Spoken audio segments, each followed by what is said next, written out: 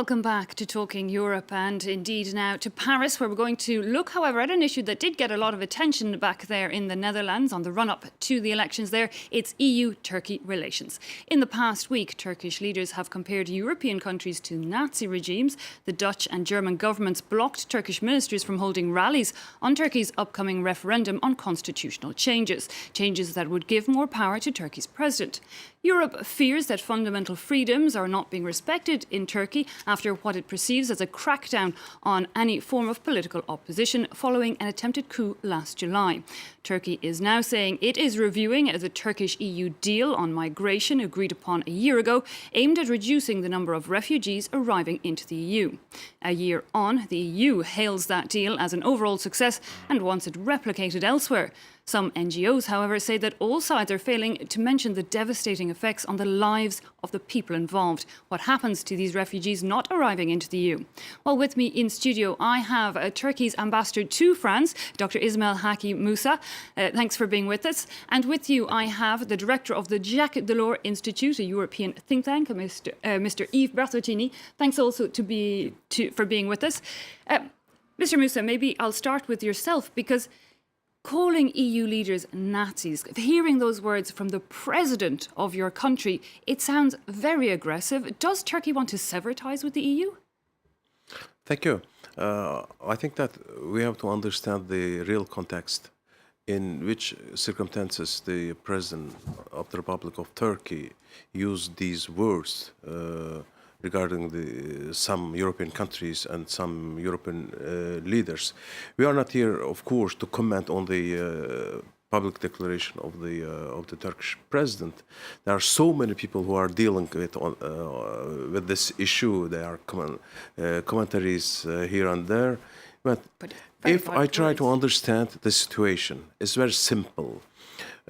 From the very beginning, since 10, 15 or 20 years, the political leaders from our country, they were welcomed and invited to the European countries. During these kind of circumstances, there were no obstacle, barrier at all. Suddenly, during the recent weeks, as we have witnessed in Netherlands, one of our ministers, she was a lady, she was blocked at 30 meters. True, the Dutch had this was not asked for ministers not to visit. This was a proper attitude. Can we think that this is compatible with the European values? Mr. Yves This was Bertoncini, unbelievable. has the EU changed These kind of attitude, of course, are considered as very harmful. Yes, but Mr. Ambassador, you speak much better than your president, because what you have said, I agree with what you have said. Normally, political rallies can take place in Germany. In France, there was one in France, by the way, without any problem. In France, in Metz, 800 people, and so we never heard of it normally. Wrong? Now we heard of it in the Netherlands because there was an election in the Netherlands, and probably Mr. Rutte considered that it could help him. Maybe it helped him ranking first at the election 3 years after. But if I may say, your president is also having an election, referendum mid-April, and is also turning mad in using this kind of word. He should say, well, this is not Europe, it's not freedom, you should leave us. But no Nazism in Europe today, of course not. And it's an insult for German people, of course, and European at large. And indeed, the EU reaction to those kind of words seems quite calm. Also, the EU has been saying that it's getting increasingly worried about what it sees as a crackdown on freedom and civil liberties in Turkey, yet not really reacting very strongly. Does the EU dare to challenge Turkey on many issues because of this migration deal? You're right to say that there are 3 issues, actually. This referendum, mid-April, we'll see the result, we'll see the outcome. I mean, the reform proposed, presidential regime, is totally acceptable based on EU standard, first. Second, but there was a coup. Yes, there was a coup mid-July last year. And reactions to the coup, it was an attempt to democracy in Turkey, this coup. This has to be said. But having said this, true that the reaction from the Erdogan regime was excessive, probably. Too many people arrested, media is closed, and then, yes, there was a concern as regards European principles and values. But third issue, there's this migration pact. We're celebrating the 1 year of this migration pact agreement between Turkey and the EU. I think it's realpolitik, this pact. It's based on the interest of both parties, but it's true that for the Europeans, it's very important to have the Turkey going on implementing this pact, and that explains why the Europeans are a bit shy when trying to criticize what's happening within Turkey today, not as regards the constitutional reform, once again, but as regards the repression of the coup. Well, let's look briefly at this constitutional reform before we move on to that migration crisis in more detail. April 16th, referendum on constitutional changes. A lot of EU leaders are worried. Even, I believe, the Council of Europe has looked at it and offered its opinion, saying that for them it is moving towards an authoritarian presidential system. Things like the fact that the president can dissolve any parliament without any, for whatever reason, that's not really in coordination with the democracy. When it comes to our relations with the European Union, there is a deep-rooted frustration. There's no progress at all. On the one hand, the Europe as a whole, from time to time, some member countries, they are trying to give lessons to Turks. On the other hand, they are failing to their commitments. I'll share with you some elements of a second reform frustration with you on this issue. Tell me more about the reform. The migration agreement dates from 18 March of 2016. If you'll forgive me, I don't think you want to answer my question on the constitutional reform, and I do want to talk about the migration crisis. But Mr. Bertuccini, before we move on to that, this constitutional reform, do you think the EU institutions and the Council of Europe have reason, or is it any of our business? Is it not something Turkey has to deal with? Of course, the Council of Europe, it's business, of course, because it's... And the EU? It's done for this, the rule of law, human rights. So if it has issued warnings on this reform, it has good reason for this. I would say that for the EU, of course, it's a concern, but I mean, it's united in diversity. There are very different constitutional system in the EU. There are monarchies, there are parliamentarian regime, there are more presidential regimes, such as in France.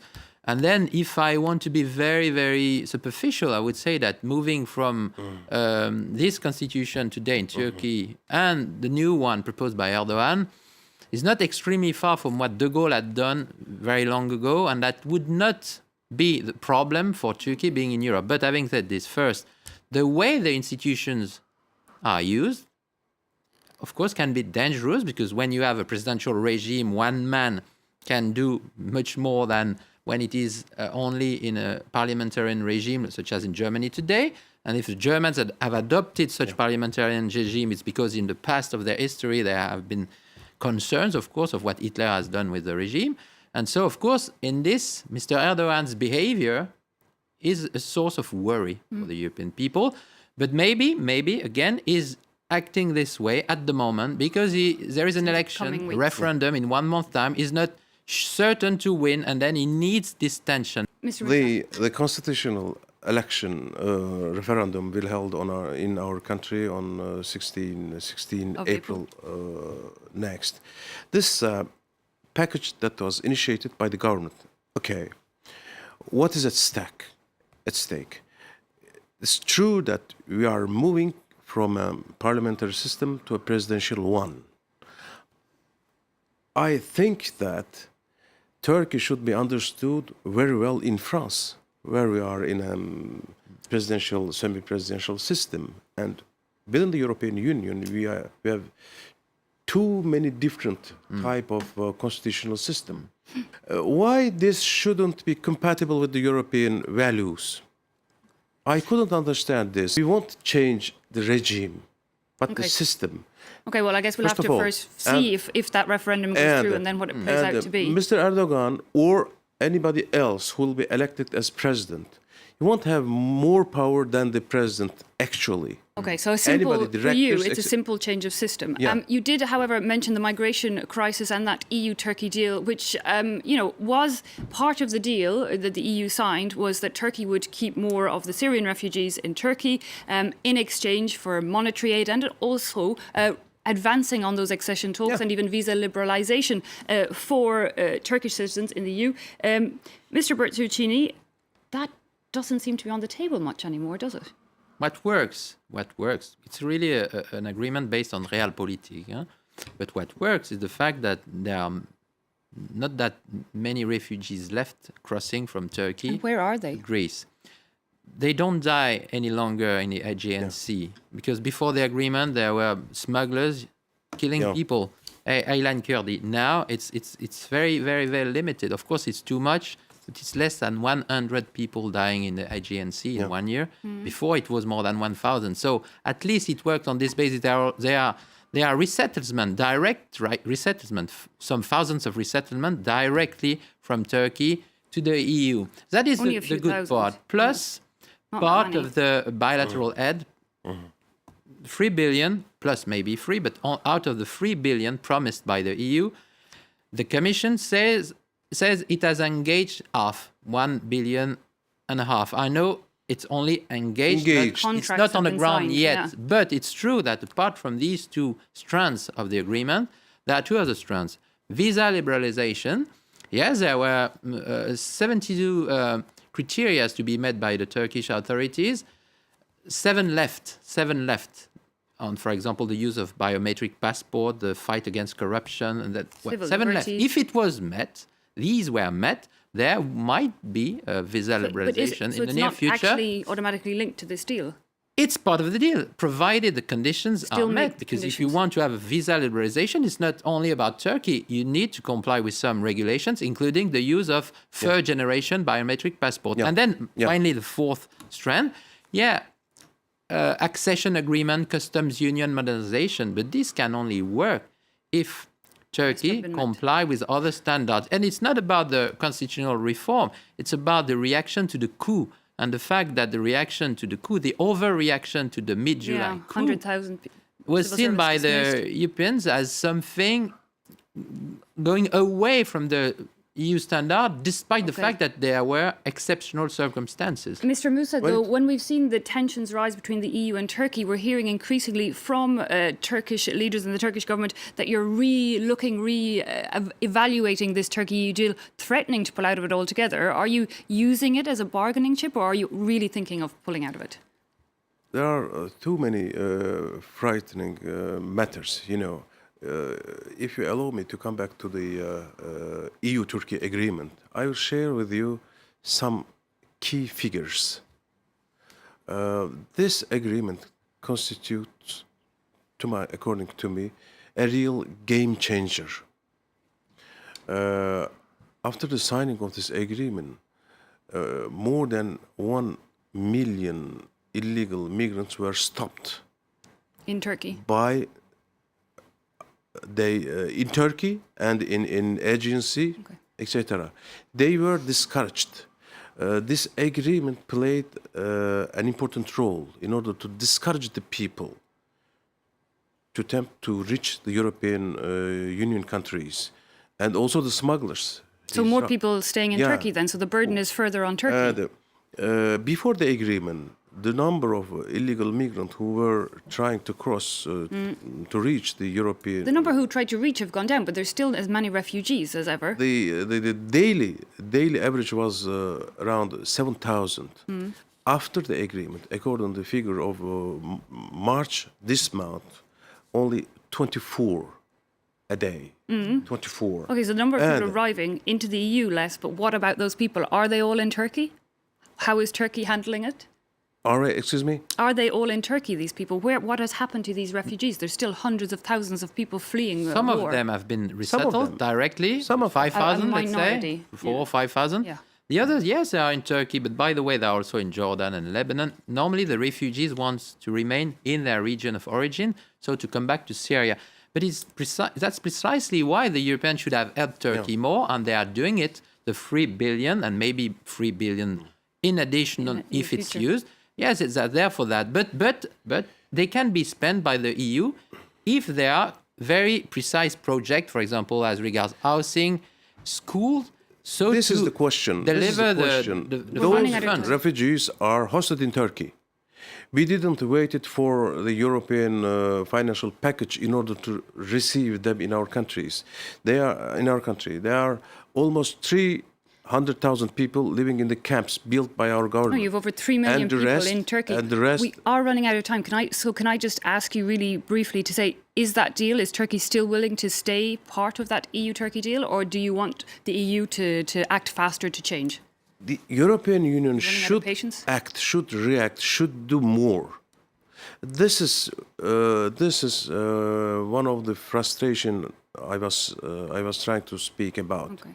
As when it comes to this agreement, only 20% of this agreement EU should do more? is fulfilled by the European Union. But is Turkey going to be patient for another while, or where do you think you're Turkey going to stand? was very patient and will continue to be patient as well.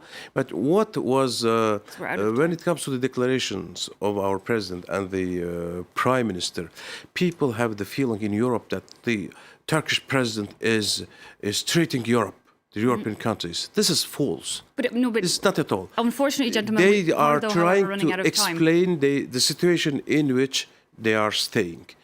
They are So reviewing the calling thing, but on not Europe pulling out. to take part of the situation and to fulfill their responsibilities, obligations. Unfortunately, gentlemen, it's a topic that deserves much time to Yeah. discuss, but we are out of time on this occasion. Thank you both so much for having joined me. Thank you. Thanks also to you Thank at you. home for having watched. That brings us to the end of this edition of Talking Europe.